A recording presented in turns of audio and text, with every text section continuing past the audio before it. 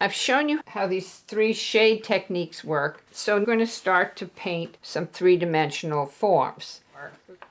We're going to start with the geometric forms that are on your assignment sheet, and everyone should know how to trace and transfer from drawing 1 and 2. I have done that already, so everybody should have this easily accessible to them. My suggestion is that you draw the cylinders next to one another and then the spheres underneath. So that's exactly what I'm going to do here. What I've done, I have traced this off with a 2H pencil and then retraced it on the back with a 2B pencil so that you will get an easy transfer without this being difficult to see. Because you're using a 2B pencil, the transfer should be very easy without it impressing the paper, which is very, very critical, especially with watercolor, because you don't want to create gullies in which the watercolor can sit. So I'm going to, again, retransfer this. Now, if you have transfer paper, you won't have to go through this process. I tend not to use transfer paper because sometimes it makes quite a mess on the page. So I do this trace and transfer technique. Again, you do not have to press real hard, and your drawing will transfer very nicely. And then you can just touch it up. I generally do this with a 5H pencil. So then you're going to move the tracing paper so you have a sphere underneath the cylinder. And you're going to trace off, very carefully, trace off the sphere. Now, you can do this very easily if you have a circle template, or you can use a quarter or any round object that will give you a round shape. So then I will take this. I will try and make sure that my cylinders line up. Give yourself a little space between them and continue drawing until you have 3 in a row, 3 spheres and 3 cylinders. Okay, all of our cylinders and spheres are in place, and so we're going to start painting. The first thing that I always do is I always put a very thin wash of whatever the local color is onto the object, because when you have a highlight, that highlight still has color. And unless it's an extremely shiny subject, which is sometimes the case with leaves that are like holly leaves, you will rarely have white to the highlight. So I generally start with a very light flat wash of the local color. And of course you do need to test this. So we'll get our test sheet out here and see how light it is. So we need to hold our paper at an angle and do the same thing that we did when we did these shapes. You're going to pull it down, just using the puddle technique in order to get your flat washes. Now this will dry quite light by comparison to this. It always looks a little darker. And see that puddle at the bottom? We got to get rid of it. Clean the brush. I probably sound like a broken record by now, but it's so important. Okay, next one. All of these are going to be the same.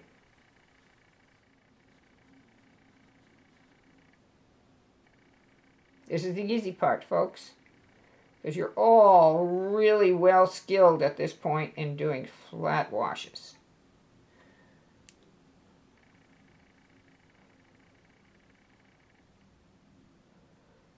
And now for the spheres.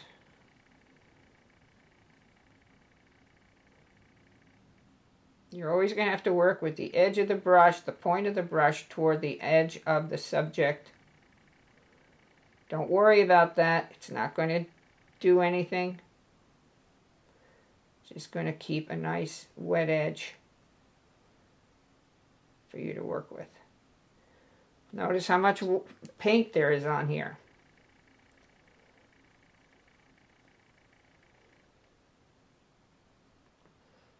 Drying it off, getting as much moisture out of this as possible. Okay, so we're going to do all three of these, and then we will let it dry, and then we will be ready to put our shadow color down.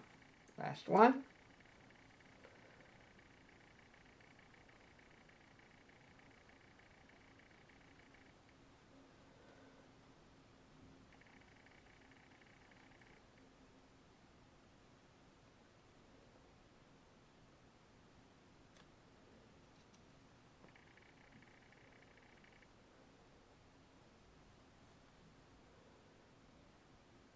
Okay, we'll let these dry, and then we'll come back. So what we need to do first is we need to label these so we know which shadow technique we're going to use.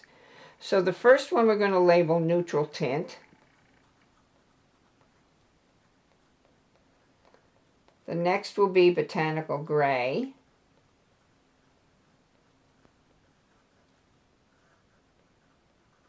And the last will be the complement.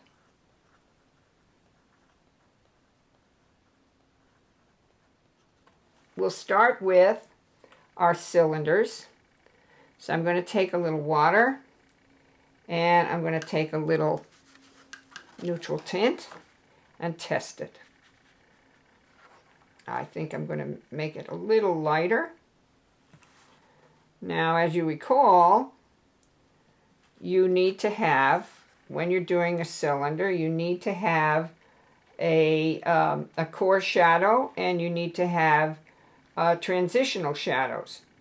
So we're going to start on the left side, and I'm going to work dry because these are pretty small, and this shadow is going to be fairly narrow. Clean the brush and taper it to what should be your highlight. The highlight will be about 1/3 of the way in from the left-hand side. Now if you're a left-handed person, you're going to do this just the opposite. So whatever I've done here, if you're left-handed, you're going to start here. I am going to turn the paper so it's easier to work. What I'm going to do first is I'm going to just put the slightest bit of moisture on this back edge because we need to take into consideration ambient light. So then I'm going to take the moisture out of my brush and just load up the brush with pigment, and I am going to run a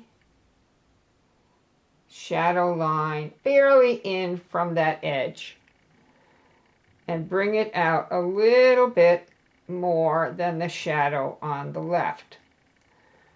Clean my brush and then grade this shadow into the highlight. Clean the brush, turn the page, and then just barely, with a fairly dry brush, just barely touch this edge to soften the for the ambient light.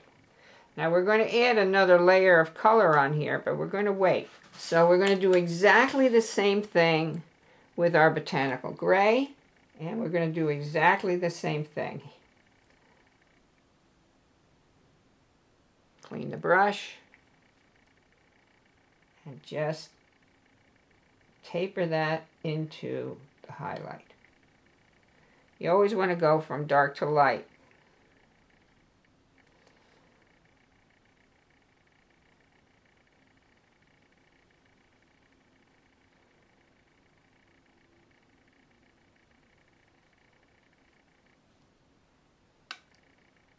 Clean the brush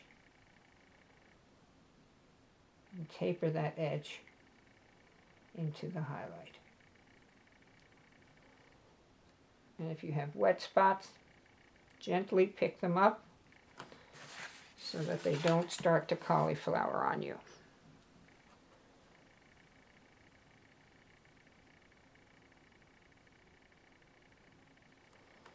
All right, there's our botanical gray. So now the last one is Ultramarine Blue. Now don't forget, with the ultramarine, you really need to stir it up. Why? Because of the molecule. Same thing. Now you'll notice we don't have to create a soft edge on the left side because the shadow is nowhere near as dark as it is, or will be, as it will be on the right side.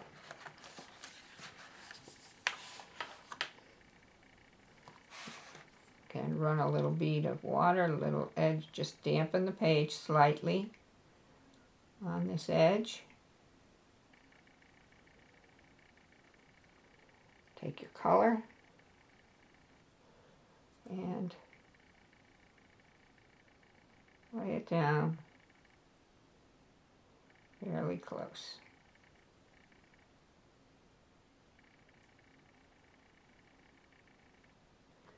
Clean the brush. These are all graded tones. So that's why I say it's really important that you learn this technique.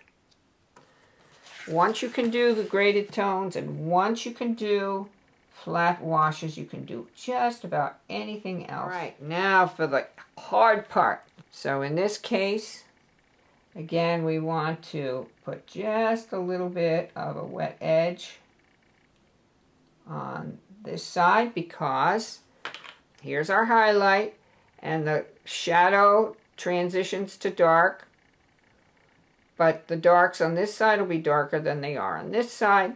So we're going to take our botanical gray now, and you're going to work from the outside edge, leaving a little bit extra here on this edge. And we're not going to go all the way to the highlight. We're just going to go part of the way because we want some of the local color to enhance that highlight and not the shadow color. So now that I have painted around this circle, I'm taking my brush and I am softening this edge, and I'm just barely touching the edge of the shadow color. And then on the outside, we're doing exactly the same thing, softening the edge. All right. Same thing. Next is neutral tint. We're going to put a little bit of water, a little bit of a water edge on the right-hand side of this sphere. Go into our neutral tint and then paint right up to the edge on the left, not going as far as the highlight, and painting just slightly in from the edge on the right-hand side. And now clean the brush and just soften that edge. You can see these are drying up. As they dry, you can really see the shadow.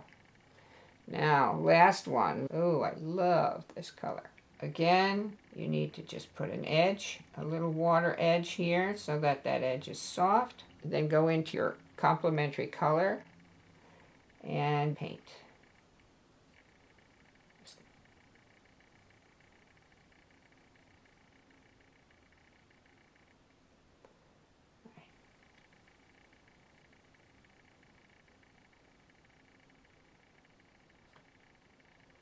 Some of this up, clean the brush, and soften this edge all the way around. Soften this edge.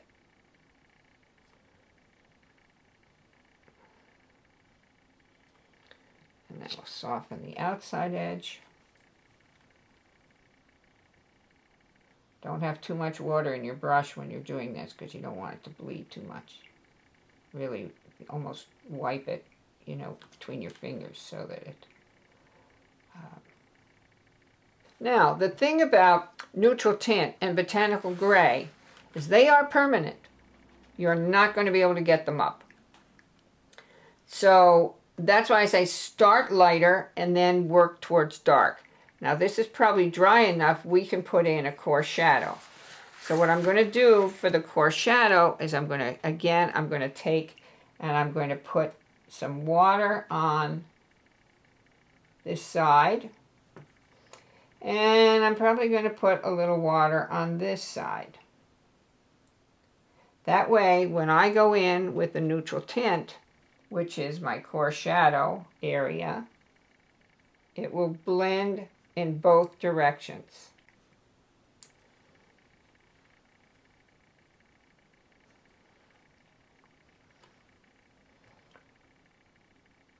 Feather it, feather it, feather it.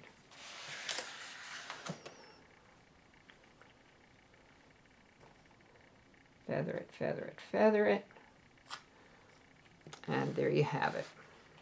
Coarse shadow. Now we haven't even started to put the local color down, so we will have to wait on that until all of this dries.